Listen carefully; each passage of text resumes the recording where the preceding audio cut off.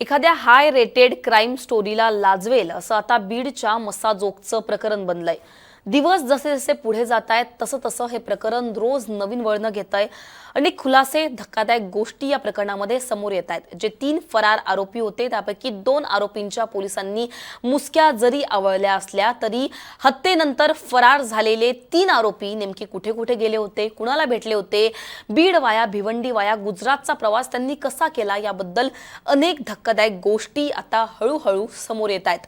11 तारखेला हे तिघे फरार आरोपी भिवंडीमध्ये कशा प्रकारे पोहोचले, भिवंडीमध्ये राहण्याचा त्यांचा प्लॅन कसा फसला, ही सगळी जी स्टोरी आहे ती आपण या व्हिडिओच्या माध्यमातून आज जाणून घेणार आहोत।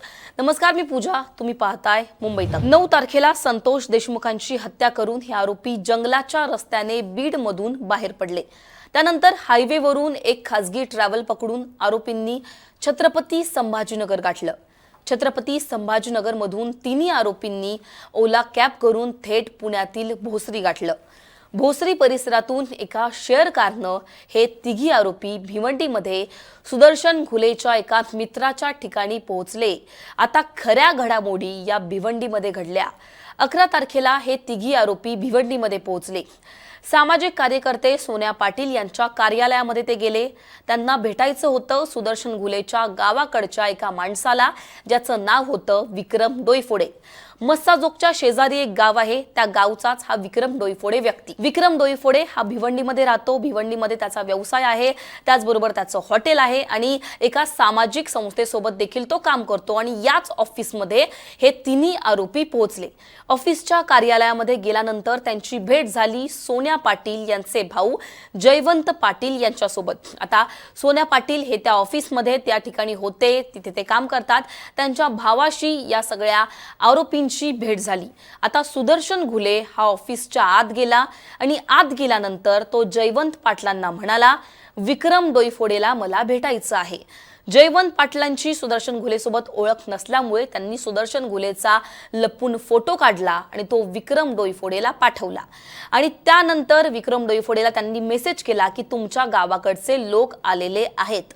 आता नेटवर्क नसल्यामुळे विक्रम डोईफोडे हे वैष्णव देवी यात्रेला गेले होते आणि तिकडे नेटवर्क नसल्यामुळे त्याच वेळेला तो फोटो त्यांच्यापर्यंत पोहोचू शकला नाही आणि त्याच्यामुळेच विक्रम डोईफोडे त्या ऑफिसमध्ये सुद्धा नव्हते। पण त्यानंतर तो फोटो तात्काळ त्यांना पोहोचू न शकल्यामुळे आरोपींनी विक्रम डोईफोडेच्या हॉटेलचा ॲड्रेस या जयवंत पाटलांकडून घेतला आणि हॉटेलच्या ॲड्रेसमध्ये ते पोहोचले। आता हॉटेलमध्ये त्यांना भेटला तो रवी बारगजे। रवी बारगजे हा सुद्धा त्यांच्याच गावचा होता, जो की त्या हॉटेलमध्ये मॅनेजर म्हणून काम करायचा। रवी बारगजेला 1 दिवस राहण्यासाठी या सुदर्शन घुलेनं जागा मागितली। रवी बारगजेनं तात्काळ विक्रम डोईफोडेला फोन केला। विक्रम डोईफोडेला रवी बारगजेनं सगळी हकीकत सांगितली। सुदर्शन घुले नावाचा एक व्यक्ती आलेला आहे आणि तो तुमच्या गावाकडचा असल्याचं सांगतोय। आता विक्रम डोईफोडे यांनी बातम्या पाहिलेल्या होत्या, सोशल मीडियावरून त्यांना कळालेलंच होतं की सुदर्शन घुले हा कोण आहे। त्यांनी तात्काळ रवी बारगजेला सांगितलं की याला या ठिकाणी थारा देऊ नको, त्याला इथून जाण्यास सांग, नाहीतर पोलीस कारवाई करू असं त्या आरोपीला सांग। त्यानंतर रवी बारगजेनं हॉटेलमध्ये थारा देण्यास या 3 आरोपींना नकार दिला आणि त्यानंतर हे तिघी आरोपी आम्ही लघुशंकेला जातो असं सांगून तिथून पळून गेले, भिवंडीमधून पळून गेले। अशा प्रकारे भिवंडीमध्ये राहण्याचा या आरोपींचा प्लॅन फसला। आता भिवंडीनंतर हे आरोपी कुठे गेले तर गुजरातच्या गिरनारच्या मंदिरामध्ये हे आरोपी मुक्काम करत होते। त्यानंतर या आरोपींचे पैसे संपले। पैशांच्या व्यवस्थेसाठी आधी कृष्णा आंधळे मंदिरातून बाहेर पडला। त्यानंतर तो परत न आल्याने सुदर्शन घुले आणि सुधीर सांगळे हे त्याचा शोध घेण्यासाठी बाहेर पडले। पुण्यामध्ये ते गेले। पुण्यातल्या बालेवाडी परिसरातून त्यानंतर दोन्ही आरोपींना पोलिसांनी बेड्या ठोकल्या। आता जो कृष्णा आंधळे होता, जो पैशांच्या शोधासाठी बाहेर पडलेला होता गुजरातमधून, तो अजूनही फरार आहे। त्याचा शोध अजूनही पोलीस घेत आहेत।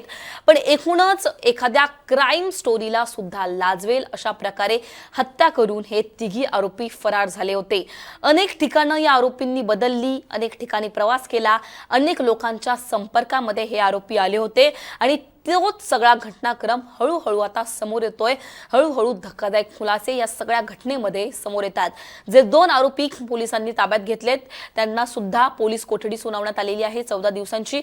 आता या आरोपींवर पुढे काय कारवाई होते, जो फरार आरोपी आहे कृष्ण आंधळे हा पुढे कशा प्रकारे पोलिसांना भेटतो, तो कुठे लपून आहे, हे सगळं आता आपल्याला येणाऱ्या काळामध्ये समजणार आहे। एकूणच या सगळ्या घटनाक्रमाबद्दल तुम्हाला काय वाटतं हे आम्हाला कमेंट सेक्शनमध्ये नक्की कळवा। मुंबई तकला तुम्ही जर सबस्क्राइब केलं नसेल तर सबस्क्राइब करायला विसरू नका। धन्यवाद।